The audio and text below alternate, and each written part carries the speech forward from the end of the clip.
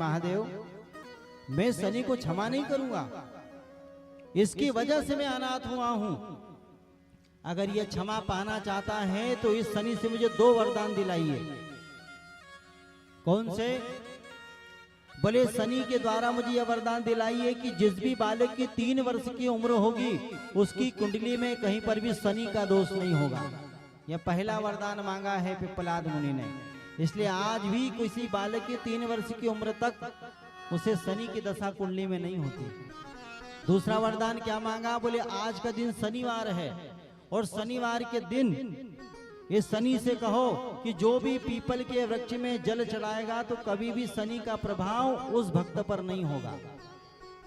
ये 2 प्रकार के वरदान पिप्पलाद ने शनि से मांगे हैं। भगवान महादेव ने कहा बेटा ये शनि के 2 वरदान तुम्हें प्राप्त हो गए। और पिप्पलाद ये जो पीपल का वृक्ष है यहाँ पर तुमने मेरा तप किया है, इसलिए मैं भी तुम्हारे साथ साथ इस पीपल के वृक्ष में निवास करूंगा। और जो शनिवार के दिवस में पीपल के वृक्ष में जल चढ़ाएगा उस पर शिव जी की कृपा होगी, उस पर पिप्पलाद की कृपा होगी, उस पर शनि की कृपा होगी। और भगवान विष्णु ने भी कहा प्रभु महादेव अगर आप पीपल के वृक्ष में रहोगे तो मैं भी आपके साथ पीपल के वृक्ष में निवास करूंगा। इसलिए पीपल के मूल में भगवान शिव का निवास है और पत्ते पत्ते में भगवान विष्णु का निवास है। ऐसे पिपलेश्वर भगवान महादेव हमारे इस सारे जगत में अपने भक्तों पर अपनी कृपा करते हैं। बोलो हर हर महादेव, हर हर महादेव। ऐसे भगवान हमारे कैलाशपति है जो सदैव सदैव अपने भक्तों पर अपनी कृपा करते हैं। ऐसे महादेव के चरणों में, कैलाशपति के चरणों में हम कोटि कोटि प्रणाम करते हैं। कैलाश के निवासी नमो बार बार हो, नमो बार बार हो। आयो शरण तिहारी प्रभु तार तार तू, आयो शरण तिहारी प्रभु तार तार तू। आइए हम भी भगवान से प्रार्थना करते हैं जिस प्रकार आपने पिप्पलाद पर अपनी कृपा करी। नाथ है कैलाशपति हमारे ऊपर भी आपकी अविरल कृपा आप करते रहना।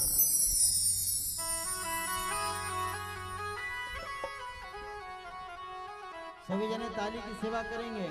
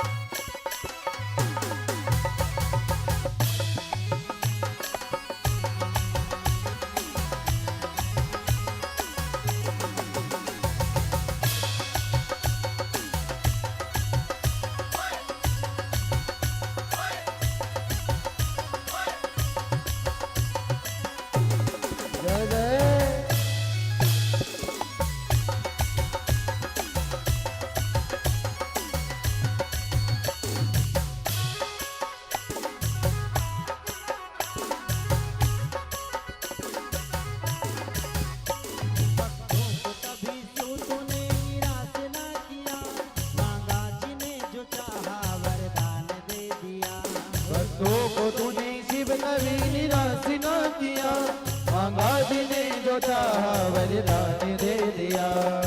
को कभी शो तूने निराश ना किया, मांगा जिन्हें जो चाहा वरदान दे दिया। भक्तों को तूने शिव कभी निराश ना किया, मांगा जिन्हें जो चाहा वरदान दे दिया।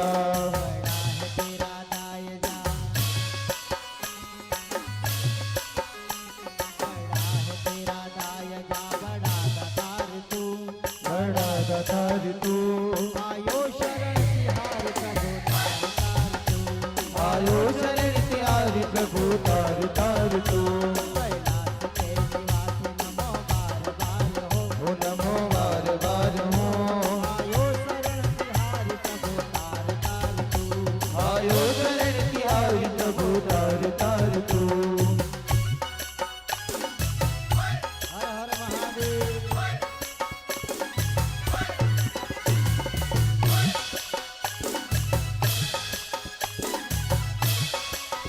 हरि बोल।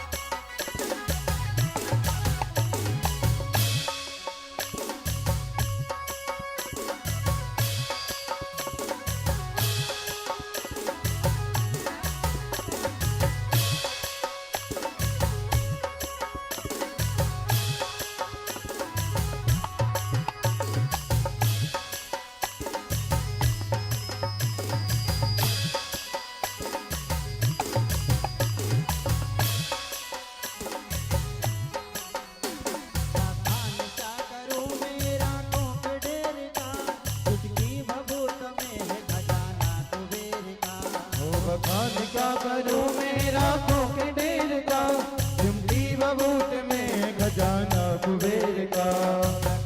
क्या करूं मेरा के ढेर का, जिसकी भभूत में है खजाना कुबेर का।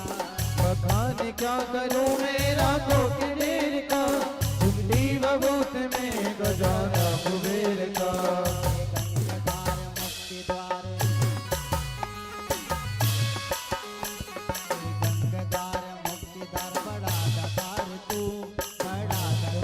तू आयो शरण तिहारी प्रभु तार तार तू, आयो शरण तिहारी प्रभु तार तार तू।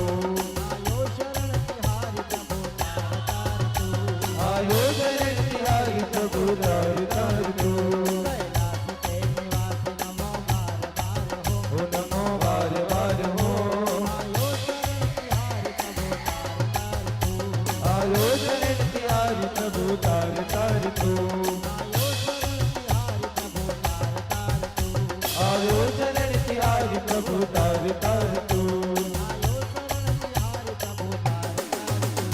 आयो शरण तिहारी प्रभु तार तार तू, आयो शरण तिहारी प्रभु तार तार तू। आयो शरण तिहारी प्रभु तार तार तू। आयो शरण तिहारी प्रभु तार तार तू। आयो शरण तिहारी प्रभु तार तार तू। आयो शरण तिहारी प्रभु तार तार तू, कैलाश के निवासी नमो बार बार हो, नमो बार बार हो। आयो शरण तिहारी प्रभु तार तार तू। जो भगवान की शरण में चले जाते हैं महादेव सबको उतार देते हैं। और ऐसा नहीं कि भगवान मनुष्य पर ही कृपा करते हैं, हमारे महादेव तो इतने दया हैं, निदान हैं, दयालु हैं कि सब पर कृपा करते हैं। एक बार ऐसी ही कृपा भगवान महादेव ने नंदी पर करी थी। भगवान महादेव के मंदिर में आप जाते हो ना, और भगवान महादेव के मंदिर में आपने देखा होगा कि जहां पर भी भगवान का शिवलिंग है उसके ठीक सामने भगवान नंदी भी विराजमान है। तो नंदी कौन है और भगवान महादेव सदैव इनको अपनी दृष्टि के सामने क्यों रखते हैं? और देखिए, जो भगवान महादेव की पत्नी है जिनका नाम है पार्वती, पार्वती आपको सदैव भगवान महादेव के मंदिर में उनके पीछे मिलेगी। उनका एक पुत्र मिलेगा गणेश उनके बाजू में, और उनका एक पुत्र मिलेगा कार्तिकी जी एक बाजू में। पत्नी को पीछे बिठाया, लोग ये तो पत्नी को आगे करते हैं और इन्होंने पत्नी को पीछे कर दिया, क्योंकि भगवान अपने परिवार से इतना प्रेम नहीं करते जितना प्रेम भगवान अपने भक्त से करते हैं। अपने भक्त से भगवान बहुत प्रेम करते हैं, और ये भक्त अपने भगवान से प्रेम करते हैं। इसलिए भगवान कहते हैं, अहम भक्त पराधीनो आस्वतंत्र इव द्विज साधुरभिग्रस्ता हृदयो भक्तै भक्तः जनप्रियः। अहम भक्त पराधीनो, बोले मैं अपने आप में स्वतंत्र नहीं हूं, अपने भक्त के अधीन हूं। इसलिए भगवान अपने भक्त के अधीन रहते हैं, और इसका प्रमाण है हनुमान जी महाराज। हनुमान जी महाराज ने अपने भगवान को अपने हृदय में बिठा लिया। बोले हृदय में बिठा लिया मतलब भगवान भक्त के अधीन हो गए। इसलिए भगवान अपने भक्त को बहुत प्रेम करते हैं। एक ऋषि थे जिनका नाम था शिलाद ऋषि। शिलाद ऋषि भगवान शिव के परम भक्त थे, और इन्होंने एक बार भगवान महादेव की तपस्या करी। तपस्या करके भगवान महादेव को प्रकट किया और भगवान से कहे, प्रभु मुझे आपसे एक अयोनिज पुत्र चाहिए जिसकी कभी भी मृत्यु न हो, अमर हो। भगवान महादेव ने कहा कि भैया अमर तो केवल हम हैं शिव, हमारे अलावा अमर कोई नहीं है। इसलिए महाराज एक काम करो, आपके यहाँ पर ऐसा पुत्र होगा जो हमारा अंश होगा। भगवान महादेव ने तथास्तु कह दिया। एक दिन ऋषि ने अपने घर के आंगन में कुंड खोदा, एक गड्ढा खोदा, और उस गड्ढे में उन्हें एक बालक प्राप्त हुआ। पूरा शरीर तो उनका मनुष्य का है, परंतु जिनका सिर है वह नंदी के जैसे हैं, बड़े बड़े जिनके सींग हैं। पुत्र को देख करके खूब आनंद हुआ शिलाद ऋषि को, तो नाम रख दिया नंदी। और देखिए, पहले ही मन में संकल्प कर लिया था कि मेरा जो भी पुत्र होगा ना, मैं भगवान महादेव की सेवा में उसे निछावर कर दूंगा। शिलाद ऋषि के यहाँ पर जब पुत्र हुआ तो पुत्र को बहुत ही कम समय में सारे शास्त्रों का ज्ञान दे दिया। ब्रह्म ज्ञानी बन गए, परम शिव भक्त बन गए। एक दिन अपने पिता से आज्ञा ली, पिताजी मैं भगवान महादेव और माता पार्वती का सानिध्य प्राप्त करना चाहता हूं, उनका प्रेम पाना चाहता हूं।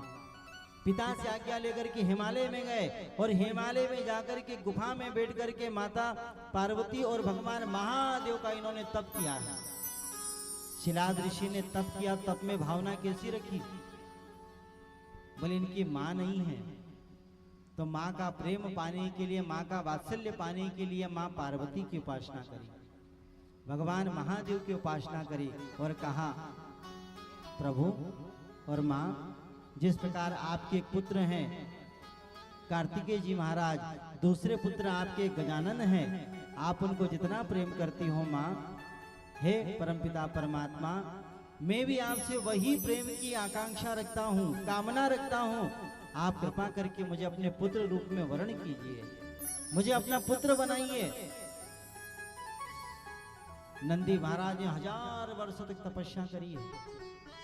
एक दिन मैया पार्वती और भगवान महादेव प्रसन्न हो गए। प्रसन्न होकर के दर्शन दिया, और दर्शन दिया तो पूछा कि बेटा नंदी तुमको क्या चाहिए? नंदी ने अपने आंखों में आंसू भर करके कहा, माँ जिस प्रकार आप गणेश को प्रेम करती हो ना, अपना लाड़ उसे देती हो, जिस प्रकार आप कार्तिको जी को अपना प्रेम देती हो, वात्सल्य देती हो, मैं भी आपके वही वात्सल्य को पाना चाहता हूँ माँ, मुझे अपने शरणागत ले लीजिए।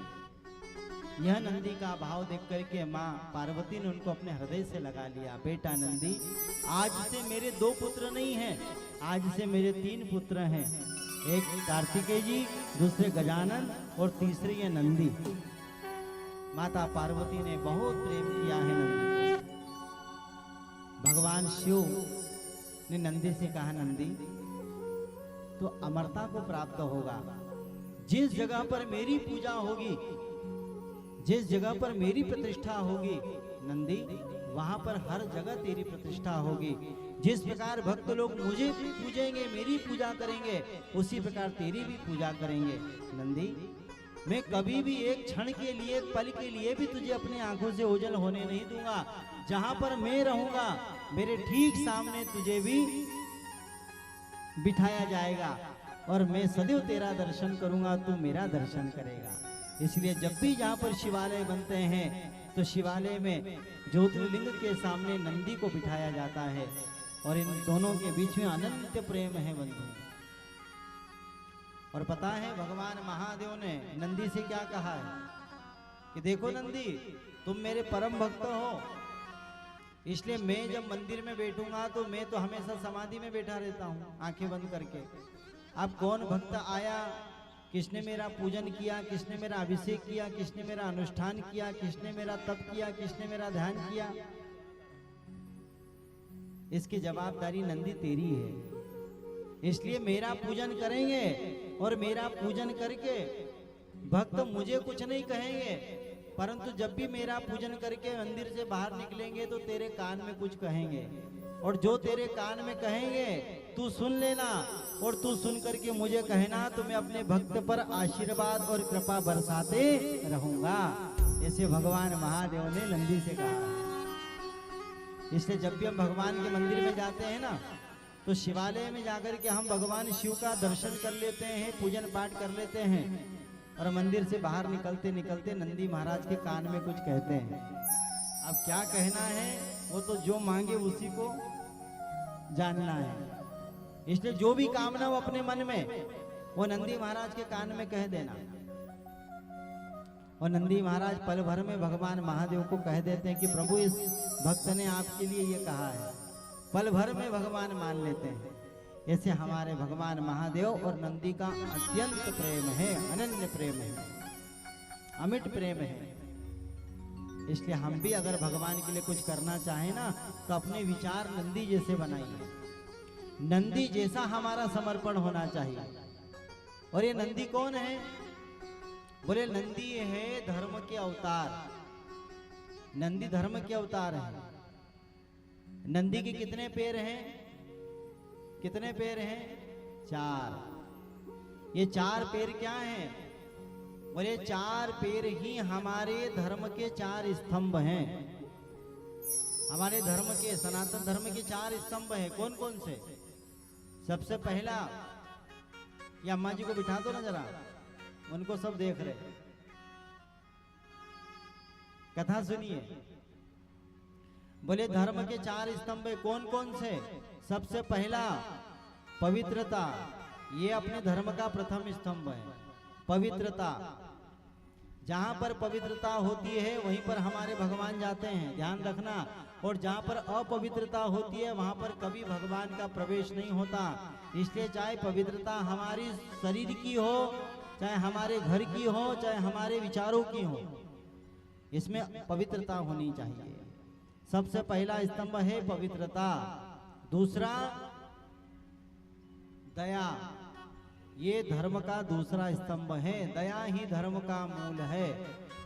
और पाप मूल अभिमान, इसलिए अभिमान नहीं करना, हमेशा दया करना मन में, ये धर्म का दूसरा स्तंभ है। तीसरा स्तंभ दान, ये धर्म का तीसरा स्तंभ है।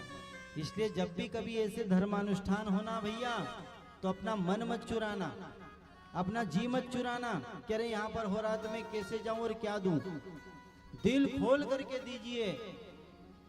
ये दान भी धर्म का तृतीय स्तंभ है और इसी से हमारा धर्म चलता है।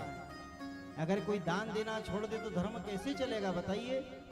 इसलिए दान देना अपने जीवन में सीखिए, अपने बच्चों को सिखाइए। ये दान से हमारा धर्म विस्तार होता है। और चौथा स्तंभ है त्याग या तपस्या। अपने जीवन में त्याग रखिए, अपने जीवन में तपस्या रखिए। कोई कहे कि गुरुजी हम तपस्या क्या करेंगे, हमको तपस्या क्या करनी है, मन नहीं लगता तपस्या में। तो तपस्या क्या है? अरे बोले गृहस्थ जीवन में रह करके तपस्या ही तो हो रही है। ये गृहस्थ जीवन में रहना ही तपस्या के बराबर है। या भगवान के लिए थोड़ा भी समय निकाल करके हम भगवान का भजन करें तो यह तपस्या है। इसलिए मन में त्याग की भावना सत्संग से आती है, भगवान के भजन से आती है। इसलिए धर्म के 4 स्तंभ हैं और जहाँ पर ये 4 स्तंभ रहेंगे वहीं पर हमारे भगवान अपना आसन जमाते हैं। इसलिए नंदी पर भगवान अपना आसन जमाते हैं। इसलिए 4 स्तंभ सदैव अच्छे रखिए, पवित्रता रखिए, अपने विचारों में रखिए पवित्रता, अपने घर में रखिए पवित्रता, अपने शरीर में रखिए पवित्रता, मन में दया रखिए, दान देने की भावना रखिए और त्याग की भावना अपने मन में रखिए। जहां पर ये चारों हैं वहीं पर हमारे भगवान महादेव विराजमान होते हैं। इसलिए जब भी हम अपने संसार का शुभारंभ करते हैं, संसार का जब हम शुभारंभ करते हैं, संसार का शुभारंभ करना क्या होता है? बोले जब किसी का विवाह होता है तो वह संसार का शुभ आरंभ होता है। जब विवाह होता है, भाई अकेले हैं जब तक तो बस अकेले हैं, जैसे तैसे जी रहे हैं, परंतु कर्तव्य का बोझ हमारे ऊपर कब आता है? जब हमारा संसार आरंभ होता है। और जब संसार आरंभ होता है तो संसार आरंभ करते समय भी ये 4 स्तंभों का हमको सहारा लेना पड़ता है। 4 स्तंभ का सहारा लेना पड़ता है। जब किसी का विवाह होता है तो मंडप बनाते हैं कि नहीं? मंडप जानते हो ना? मंडप, वो मंडप में कितने खंबे होते हैं? 4 खंबे होते हैं। 5 क्यों नहीं हुए? 3 क्यों नहीं हुए? 4 ही क्यों? बोले वहां मंडप भी धर्म का स्वरूप है, उसमें भी धर्म के 4 स्तंभ लगाए जाते हैं, जैसे नंदी के 4 पांव हैं। और हम जब अपने संसार का आरंभ करते हैं तो हम भी धर्म का आचरण करके करें। वो मंडप के 4 खंबे हमको सिखाते हैं कि भैया हम अपना नया गृहस्थ जीवन आरंभ कर रहे हैं तो ध्यान रखना, अभी तक कुंवारे थे तो जैसा तैसा चल गया, परंतु जब गृहस्थ धर्म अब आरंभ करते हैं तो गृहस्थ धर्म में सबसे पहला विधान है अपने गृहस्थ जीवन में पवित्रता रखिए। कभी कभी कहीं जाते हैं लोगों के घरों में, देखिए कितना साफ सुथरा पवित्रता घर में रहती है। तो पवित्रता अपने जीवन में रखना चाहिए।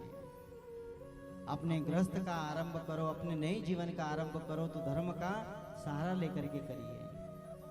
ये धर्म जहां पर होता है भगवान वहीं पर विराजमान होते हैं। ये 4 स्तंभ अर्थ, धर्म, काम और मोक्ष के प्रतीक हैं। पवित्रता, दया, दान और तप का प्रतीक है। इसलिए धर्म का सदैव सदैव संग कीजिए। बोलो हर हर महादेव, हर हर महादेव।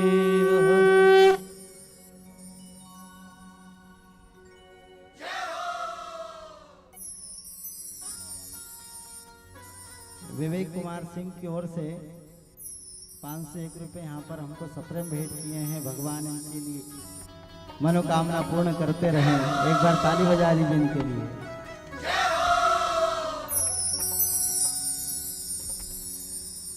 तो भगवान महादेव नंदी पर कृपा करते हैं क्योंकि यह नंदी साक्षात धर्म के अवतार है। इसलिए धर्म को अपनाइए बंधुएं, धर्म सदैव हमारे साथ रहता है। बोले जब हमारा जन्म होता है ना तो जन्म होते ही हमारे 3 मित्र होते हैं। जन्म लेते ही हमारे 3 मित्र बन जाते हैं। पहला कौन सा? बोले हमारे संबंधी। दूसरा कौन? बोले संपत्ति। और तीसरा कौन? बोले धर्म। ये 3 मित्र हमारे जन्म लेते से ही बन जाते हैं। संबंधी हमारे मित्र बन जाते हैं, संपत्ति हमारी मित्र बन जाती है और धर्म ये भी हमारा मित्र बन जाता है। परंतु जरा विचार कीजिए, धन हमारे साथ कब तक रहता है? ये संबंधी हमारे साथ कब तक रहते हैं? संबंधी केवल हमारे साथ तब तक रहेंगे जब तक हम जीवित हैं। जब हमारे प्राण छूटे कि हमारे संबंधी शमशान में हमको छोड़ करके आ जाएंगे, हमारा अंतिम संस्कार कर देंगे, घर पर आएंगे, खूब खीर पूड़ी मचकाएंगे, खाएंगे और थोड़ी दिन बाद हमको भूल जाएंगे। ये संबंधी होते हैं। संपत्ति क्या है? बोले हम जब तक जीवित हैं, जब तक हमारे साथ में, हमारे न रहने के बाद वही संपत्ति के कई बंटवारे हो जाते हैं, ये भी हमारा साथ नहीं देते। परंतु धर्म जीते जीवी हमारा साथ देता है और मरने के बाद भी हमारा साथ देता है। इसलिए धर्म को अपना मित्र बनाइए। हमारे साथ जाता क्या है? बोले धर्मानुगच्छति जीव एक। बोले केवल हमारे साथ हमारा धर्म जाता है। और ये धर्म है क्या? बोले यही जो हम कर रहे हैं।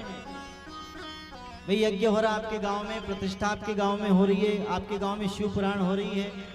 ये जो आपके घर से आपने आपका ये धन जो दान में दिया है, आपने अन्न जो दान में दिया है, आपने जो शरीर का श्रम दान में दिया है, यही धर्म है और यही साथ में जाता है।